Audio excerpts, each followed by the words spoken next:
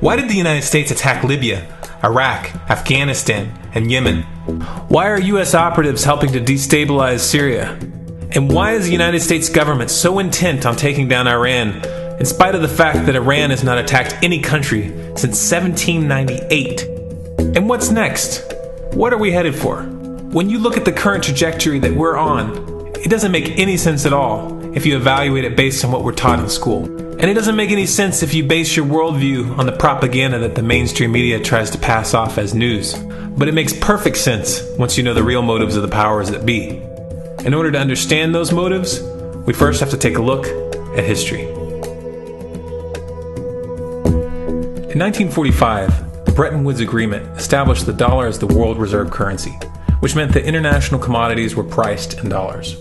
The agreement, which gave the United States a distinct financial advantage, was made under the condition that those dollars would remain redeemable for gold at a consistent rate of $35 per ounce. The United States promised not to print very much money, but this was on the honor system, because the Federal Reserve refused to allow any audits or supervision of its printing presses.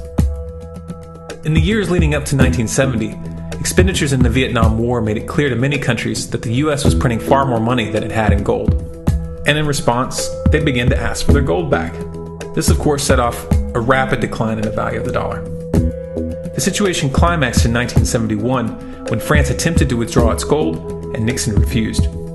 On August 15th, he made the following announcement. I have directed the Secretary of the Treasury to take the action necessary to defend the dollar against the speculators. I have directed Secretary Connally to suspend temporarily the convertibility of the dollar into gold or other reserve assets, except in amounts and conditions determined to be in the interest of monetary stability and in the best interest of the United States. This was obviously not a temporary suspension, as he claimed, but rather a permanent default. And for the rest of the world who had entrusted the United States with their gold, it was outright theft.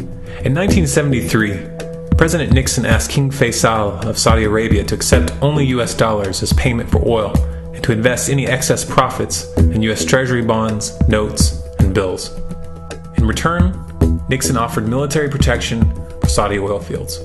The same offer was extended to each of the world's key oil-producing countries, and by 1975, every member of OPEC had agreed to only sell their oil in US dollars. The act of moving the dollar off of gold and tying it to foreign oil instantly forced every oil-importing country in the world to start maintaining a constant supply of Federal Reserve paper. And in order to get that paper, they would have to send real physical goods to America. This was the birth of the petrodollar. Paper went out, everything America needed came in, and the United States got very, very rich as a result. It was the largest financial con in recorded history.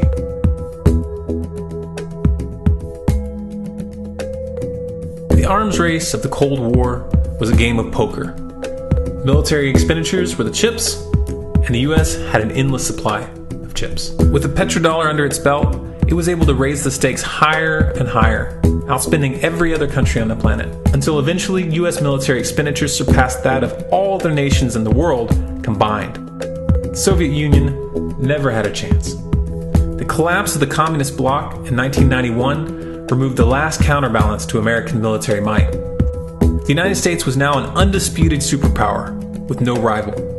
Many hoped that this would mark the beginning of a new era of peace and stability. Unfortunately, there were those in high places who had other ideas. Within that same year, the U.S. invaded Iraq in the first Gulf War. And after crushing the Iraqi military and destroying their infrastructure, including water purification plants and hospitals, crippling sanctions were imposed which prevented that infrastructure from being rebuilt. These sanctions, which were initiated by Bush Sr. and sustained throughout the entire Clinton administration, lasted for over a decade and were estimated to have killed over 500,000 children. The Clinton administration was fully aware of these figures. We have heard that 500,000 children have died. I mean, that's more children than died in Hiroshima.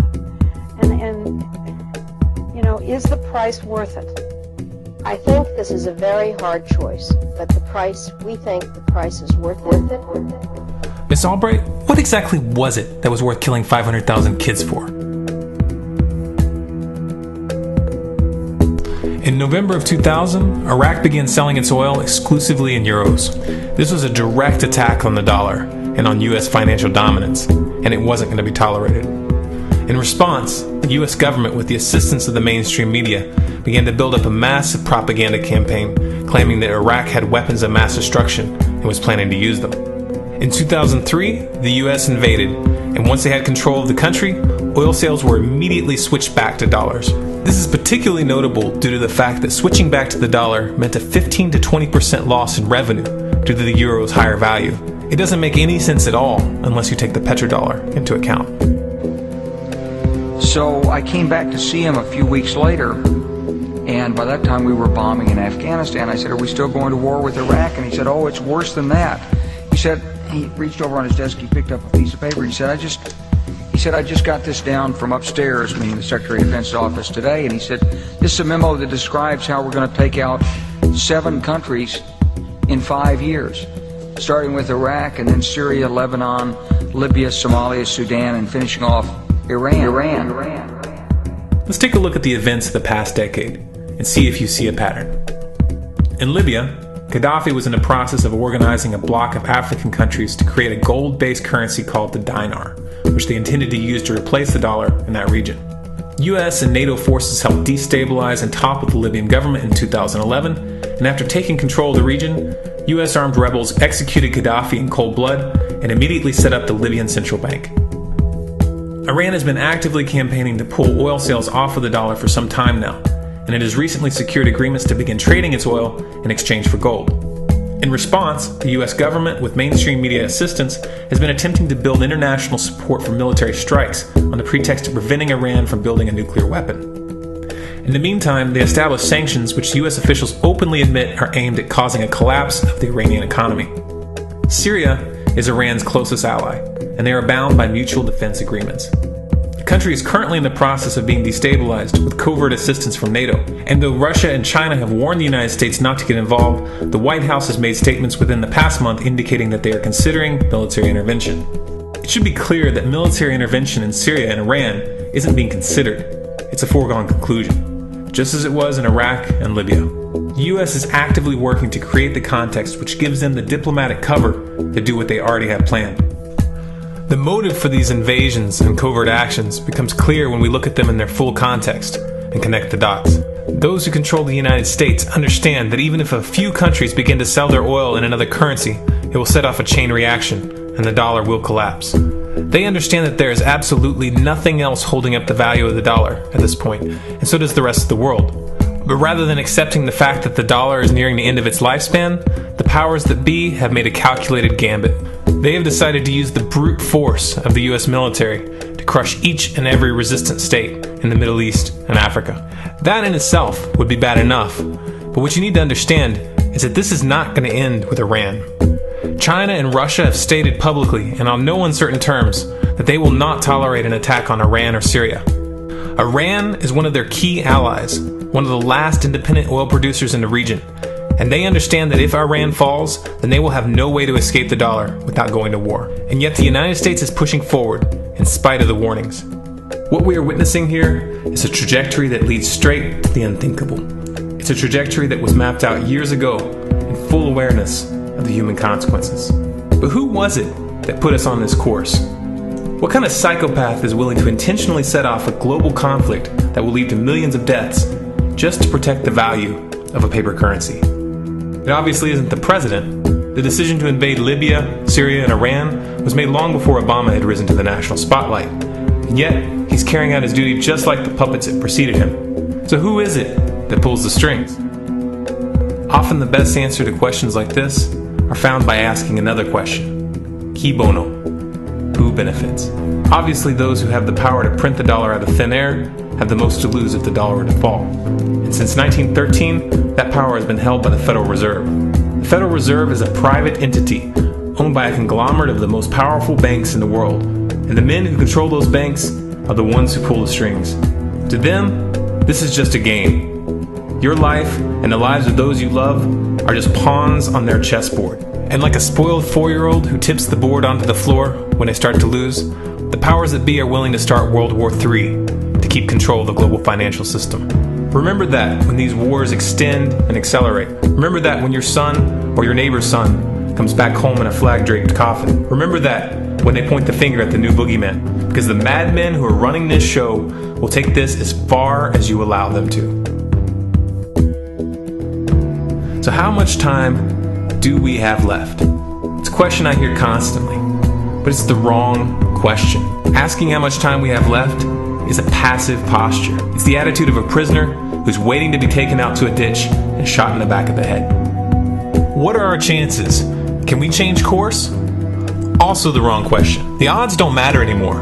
If you understand what we're facing, then you have a moral responsibility to do everything in your power to alter the course that we're on, regardless of the odds. It's only when you stop basing your involvement on the chances of success that success actually becomes possible. To strip the ill-begotten power from the financial elites and to bring these criminal cartels to justice will require nothing less than a revolution. The government is not going to save us. The government is completely infiltrated and corrupt to the core. Looking to them for a solution at this point is utterly naive. There are 3 stages of revolution, and they are sequential. Stage 1 is already underway. Stage 1 is the ideological resistance. In this stage, we have to actively work to wake up as many people as possible about what is happening and the direction we're headed. All revolutions originate from a shift in the mindset of the population, and no other meaningful resistance is possible without it. Success in this stage of the game can be measured by the contagion of ideas. When an idea reaches critical mass, it begins to spread on its own and seeps into all levels of society. In order to achieve that contagion, we need more people in this fight. We need more people speaking out, making videos, writing articles, getting this information onto the national and international stage. And we especially need to reach the police and the military.